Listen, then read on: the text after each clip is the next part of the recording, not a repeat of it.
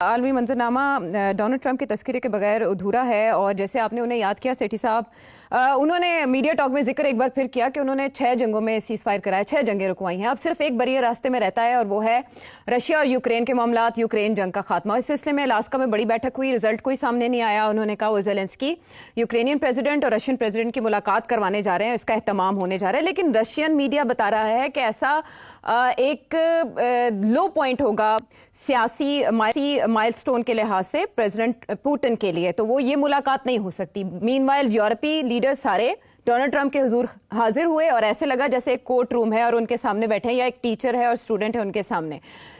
आप होते देख रहे हैं ये मुलाकात, जिसका तस्करा इस वक्त अमेरिकन मीडिया में तो बहुत हो रहा है, लेकिन रशियन मीडिया इसको अभी तक एक्सेप्ट नहीं कर रहा कि ऐसी कोई मीटिंग होने जा रही है ज़ेलेंस्की और पुतिन के दरमियान। देखिए, मेरा ख्याल है कि इतना आसान नहीं है ज़ेलेंस्की और पुतिन की मीटिंग स्ट्रेट अवे। अभी तो यूरोपियंस जो हैं वो भी कहते हैं कि we are part of the Zelensky, और डोनाल्ड ट्रंप जो है वो पीछे नहीं हट सकता।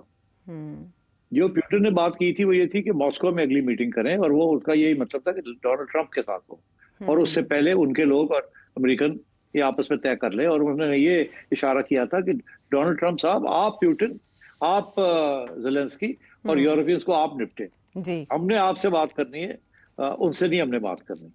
तो जब हम आपसे सेटल कर लेंगे, आप उनसे सेटल करें, फिर आप हमारे साथ सेटल करें। जब सारा कुछ सेटल हो जाएगा आपके उनके साथ और हमारे साथ, देन उसके बाद फाइनल में मीटिंग हो सकती है ज़ेलेंस्की के साथ, आपके साथ, एंड सो ऑन। तो मेरा ख्याल है कि ये भी आहिस्ता आहिस्ता काम चलेगा, और कोई सीज फायर अभी शॉर्ट टर्म में मुझे नजर नहीं आ रहा। और मुझे तो ये नजर आ रहा है कि रशिया और भी ज्यादा अग्रेसिवली बात आगे बढ़ाएगा ऑन द ग्राउंड, ताकि जितनी ज्यादा टेरिटरी उसके पास हो जब फाइनल सोल्यूशन होती है, तो उस वक्त that should come in handy. तो अब आपने देख ही लिया कि यूरोपियंस कितने कमजोर नजर आ रहे थे आपको, और डोनाल्ड ट्रंप ने किस तरीके से उन्हें साइडलाइन किया हुआ था, स्नब किया हुआ था। और बहुत गुस्सा है यूरोप के अंदर कि हमारे साथ ये सलूक हो रहा है। मगर बात यह है कि अगर आपके पास पैसे नहीं है, हथियार नहीं है, तो फिर यही सलूक होगा। That's the law of the world, कि जिसके पास पैसा है, जिसके पास हथियार है, बात उसकी सुननी पड़ती है। तो ये बुड़बुड़ करना बैठ के पीछे, इट मेक्स नो डिफरेंस। और ज़ेलेंस्की भी आप देखें ना, वो भी तो पीछे हट गया ना। वो भी तो अब कह रहा है हाँ, हमें बताएं कि अगर हम जमीन देते भी हैं अपनी, तो क्या सिक्योरिटी गारंटीज क्या है। तो अब बात हट गई है। पहले ये था कि हम अपनी 1 इंच जमीन नहीं देने के लिए तैयार, अब ये है कि जमीन तो हम दे देंगे, कितनी देंगे वो तो बात हो सकती है, मगर हमारी सिक्योरिटी गारंटी क्या होगी कि कल को रशिया जहां खड़ा है और आगे ना आ जाए और आके ले ना ले। अब वो सिक्योरिटी गारंटीज की बात शुरू हो गई है। अच्छा, अब security guarantees is the main issue. मेरा ख्याल है बाकी चीजें सेटल हो गई हैं कि ये 4 इलाके जो है ये रशिया लेगा। दूसरी बात ये है कि नेटो, यूक्रेन नेटो में नहीं जाएगा, ये डोनाल्ड ट्रंप ने कह दिया है, मान लिया बात रूस की कि ये 4 इलाके आपके। पहली बात। दूसरी बात ये कि नेटो में नहीं जाएगा। अब आई बात, अच्छा अगर ऐसी बात है तो फिर ये किस किस्म का न्यूट्रल होगा जमीन। ये अगर न्यूट्रल जमीन है तो पीस कीपर्स कौन होंगे? क्या यूक्रेन को एक स्ट्रांग आर्मी बनाने की और रखने की इजाजत दी जाएगी या नहीं? पुतिन कहता है नो। तो अब ये सारे जो ये डिटेल्स है ना, these have to be worked out. और इसमें डोनाल्ड ट्रंप ने एक तरफ यूरोपियंस को समझाना है, दूसरी तरफ यूक्रेन को समझाना है, और मेरा ख्याल है उसने काम शुरू कर दिया है। और he is in a big हरी कि जल्दी हो जल्दी। वो उसको फिक्र है कि ये जो बाकी भी सीज फायर्स उसने करवाए हैं ना, ये भी टूट सकते हैं, वो खुद कहता है। और बाय द वे, अगर आप डिटेल में जाए, ये बाकी सीज फायर जो कॉन्गो और रवांडा है, या आजरबाईजान और क्या नाम है आर्मीनिया का है, ये सारे जो है ना, दे फ्लफी, इनमें कोई जानवान कोई नहीं है। ये डोनाल्ड ट्रंप के कहने के ऊपर अच्छा जी चलो सीज फायर कर लें, ये किसी वक्त भी फिर लड़ाई झगड़े शुरू हो सकते हैं। तो वो कहता है जितनी जल्दी, वो आयरन इज हॉट, गर्म है, आयरन गर्म है तो अभी लगाओ।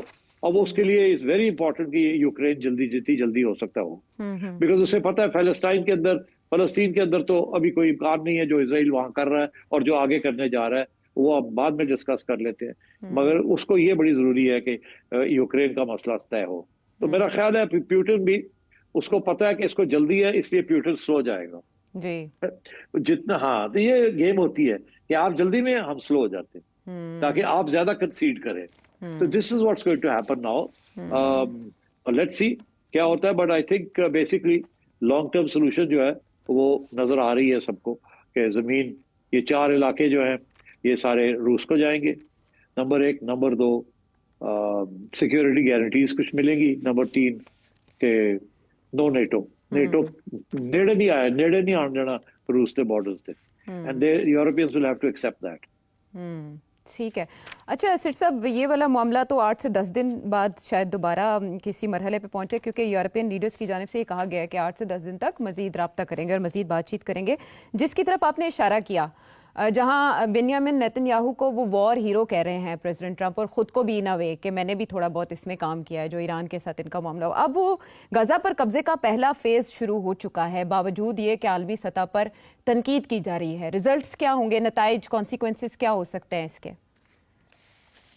बड़े खतरनाक कॉन्सिक्वेंसेज हैं, बिकॉज अगर डोनाल्ड ट्रंप की ये कोशिश थी कि अब्राहम अकॉर्ड्स जो है वो जल्दी से साइन हो जाए, तो वो नहीं होंगे। इस सूरत हाल में वो नहीं होंगे। अब नजर आ गया ना कि डोनाल्ड ट्रंप एक तरफ फलस्तीन, दूसरी तरफ यूक्रेन, वो तवज्जो नहीं देना एक मेजर इशू को या दूसरे को, कभी इधर जाता है कभी इधर जाता है। फलस्तीन में तो वो मजबूर है, वो तो जो इजराइल कर रहा है उसको नहीं रोक सकता, वो कोशिश करता है मगर नहीं रोक सकता।